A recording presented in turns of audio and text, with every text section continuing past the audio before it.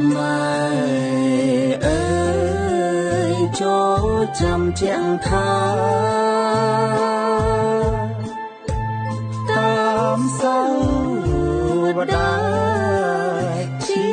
ខែមរាធ្លាប់តែ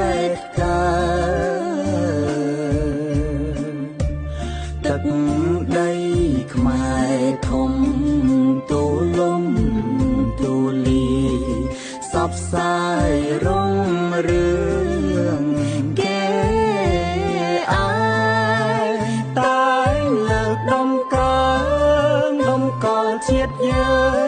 ងចាត់តុងឡើងជាជាតិច្បង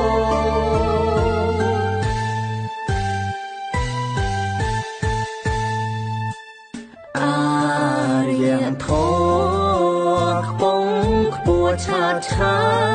យបានចេញសពសាយក្រុមទើទាំងឡាយចង់បពីសាសនាសិល្បៈចំឡាក់វិចិត្រគំនិតសិក្សាតន្ត្រីទស្សនវិជ្ជាព្រះពុទ្ធសាសនាជា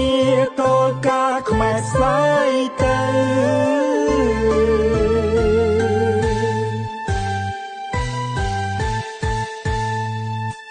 ខ្មែរអើ